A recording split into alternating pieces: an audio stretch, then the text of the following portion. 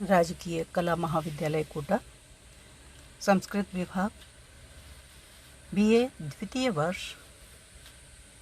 आज मैं अपने अगले व्याख्यान जो बाणभट्ट की रचना कादंबरी के अंश शुकनासोपदेश के ऊपर दे रही हूँ। मैं प्रोफेसर सुनीता यादव अपने अगले व्याख्यान में इसी विषय पर चर्चा कर रही हूँ कि राज्याभिषेक के समय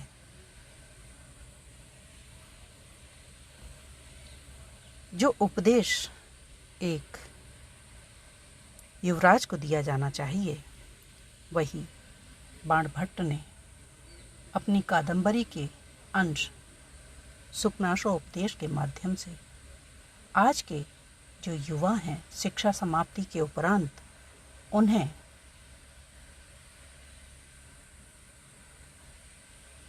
भविष्य की योजनाएं निर्धारित करने से पूर्व, जीवन पथ पर आगे बढ़ने से पूर्व जो बातें कही जानी चाहिए, वही उन्होंने इसके अंतर्गत कही हैं।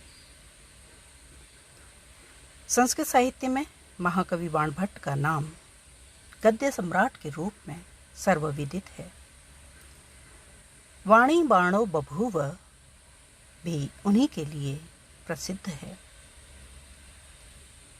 और यहाँ पर जो तारापीठ के मंत्री शुकनास हैं, वह चंद्रापीठ को कह रहे हैं कि यौवनारंभे च प्रायः शास्त्र जल प्रक्षालन निर्मला अपि कालुष्यम उपयाति बुद्धि।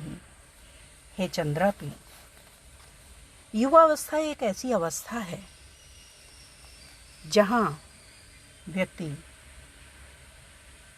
एक नव जीवन में प्रवेश करता है और संसार के सारे सुख, वैभव, राग, वासनाएं उसके सामने खड़ी हुई होती हैं और अपनी ओर आकर्षित करती हैं।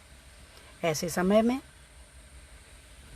प्रायः शास्त्र जल प्रक्षालन निर्मला भी, शास्त्रों के अध्ययन रूपी जल से धोए जाने के पश्चात भी जो निर्मल हुई बुद्धि है, वह कलुषता को प्राप्त हो जाती है।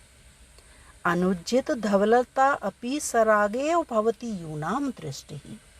और यूनाम युवकों की जो दृष्टि है, वह धवलता को छोड़े बिना ही रागमय हो जाती है, लालिमा युक्त हो जाती है। अर्थात आँखों का जो एक भाग सफ़ेद है, उस सफ़ेदी को त्यागे बिना ही उनके अंतर्गत लालिमा समाहित हो जाती है, राग आ जाता है। सांसारिक राग जो आकर्षण है, वह उनकी दृष्टि को विलोभित कर लेता है, आकर्षित कर लेता है। अपहरति च वात्यो शुष्क पत्रम, और फिर उनकी बुद्धि जो है, सांसारिक वासनाएं उसको उड़ा करके वैसे ही अपने साथ ले जाती हैं जिस प्रकार की सूखे पत्ते को हवा अपने साथ उड़ा ले जाती है, जिस दिशा में चाहती है उसी दिशा में।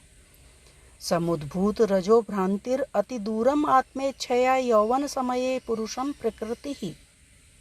यौवन समय में, युवावस्था के समय में युवक को जो उसकी प्रकृति है, वह रजो भ्रांति, जैसे धूल का बवंडर उठता है, गोल गोल चक्रवाती जो हवाएं हैं, वह अपने चक्र में आई हुई चीज़ को अपनी स्वेच्छा से, अपनी मर्जी से जिधर चाहती हैं उधर उड़ा ले जाती हैं। तो ऐसे ही सांसारिक राग और सांसारिक विषय वासनाओं के आकर्षण में फंसे हुए युवक के मन को भी ये वासनाएं जो हैं, एक बार अपने चंगुल में लेकर जिधर चाहती हैं उधर ही ले जाती हैं। व्यक्ति उनके पीछे पीछे चलता चला जाता है, उसका अपने ऊपर नियंत्रण नहीं रह जाता है। इंद्रिय हरिण हारिणी च सतत दुरंता इयम उपभोग मृग तृष्णिका। सांसारिक विषय वासनाओं के उपभोग रूपी जो मृग तृष्णा है, वह इंद्रिय रूपी मृगों के का हरण करने वाली और निरंतर बहुत अधिक दूर तक अपने साथ ले जाने वाली है। तो संसार का जो भोग विलास है वह मृग तृष्णा कभी समाप्त नहीं होती है। व्यक्ति को जो कुछ भी मिल जाता है उससे और अधिक और अधिक और अधिक पाने की लालसा में वह निरंतर उन विषय वासनाओं के पीछे पीछे चलता चला जाता है और अंततः वो उसे ले जा कर के उस कगार पर छोड़ देती हैं जहाँ उसके पास कुछ भी नहीं बचता है। जिस प्रकार से जो मृग है, प्यासा मृग है, वो जल की तृष्णा में निरंतर आगे आगे देखता हुआ उसके झिलमिलाती हुई रेत को देख करके आगे से आगे भागता चला जाता है और अंत में वह थक कर चूर होकर वहीं पर निढाल हो गिर पड़ता है और मर जाता है। तो इस प्रकार से संसार के जो सुख भोग हैं उन्हें हमें सीमित मात्रा में भोगना है, सजगता के साथ भोगना है, अंधे होकर उनके पीछे नहीं जाना है। इस बात को चंद्रापीड़ को समझाते हुए शुकनास इस प्रकार से कह रहे हैं। नव यौवन कषायित आत्मनश्च सलिलान्येव तान्येव विषय विसारूपाणि आस्वाद्यमानानि मधुरतराणि आपतन्ति मनसः। नव यौवन से कषायित आत्मा वाले मन वाले व्यक्ति को, जिस प्रकार से व्यक्ति आंवला खा लेता है और उसका मन कसैला हो जाता है, फिर पानी पीता है तो मीठा मीठा लगता है, तो इसी प्रकार से सांसारिक विषय वासनाओं के भोग से जो जिस युवक का अंतर मन जो है वो कसैला हो चुका है, उसे ये जो विषय हैं वो आस्वादन में उसी प्रकार से मीठे प्रतीत होते हैं। मधुरतराणि आपतन्ति, मीठे लगते हैं, मधुर लगते हैं, अच्छे लगते हैं। नाशयति च दिग्मोह एव उन्मार्ग प्रवर्तक है पुरुषम अत्यासंगो विषयेषु। पुरुषम, पुरुष को, अति आसंग, बहुत अधिक आसंग, किसका? विषयों का। विषय वासनाओं में बहुत अधिक डूबना, विषय वासनाओं के अंतर्गत खो जाना उसके उस व्यक्ति को उन्मार्ग प्रवर्तक कर देती हैं, अपने मार्ग से भटका देती हैं और मार्ग से भटकने के पश्चात दिशा मोह उत्पन्न हो जाता है और वह व्यक्ति ऐसे कगार पर पहुंच जाता है जहां उसे रास्ता नहीं सूझता है।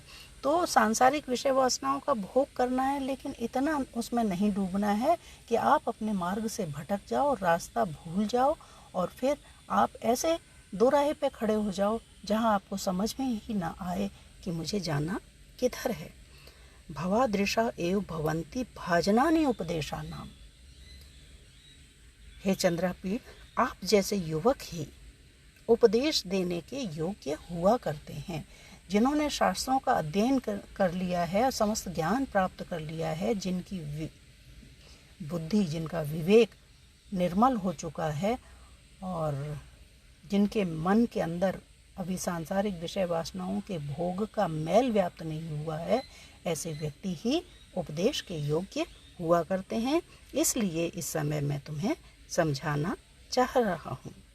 अपगत मले ही मनसी, क्योंकि अपगत मले, जिस मन से मल मैल बुराइयाँ निकल चुकी हैं, ऐसे मन के अंतर्गत स्फटिक मणौ इव, स्फटिक मणि के समान ही रजनी कर गभस्तयो विशंति, चंद्रमा की जो किरणें हैं वो सहज प्रवेश कर जाया करती हैं। सुखेन उपदेश गुणः, वैसे ही सुखपूर्वक आसानी से जो उपदेश की बातें हैं वे भी तुम्हारे जैसे युवक के मन में सहज ही प्रविष्ट हो जाने वाली हुआ करती हैं। अर्थात जो स्फटिक मणि होती है, जो पारदर्शी होती है, उसके अंदर कोई मैलापन नहीं होता, तो चंद्रमा की किरणें उस पर गिरती हैं तो वो पार तक चली जाती हैं, उसमें सहज प्रविष्ट हो जाती हैं।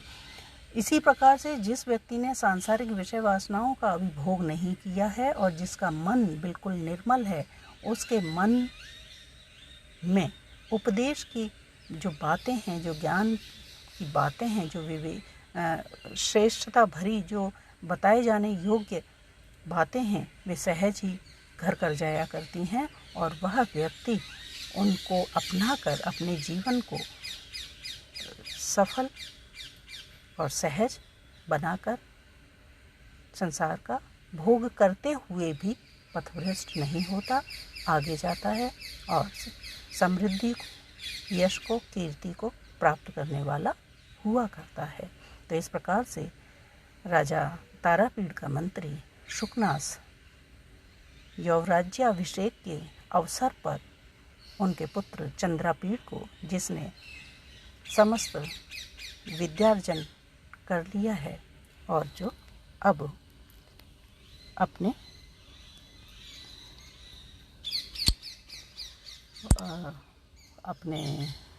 एक राज्य को संभालने जा रहा है, उस अवसर पर उसको यह उपदेश दे रहे हैं।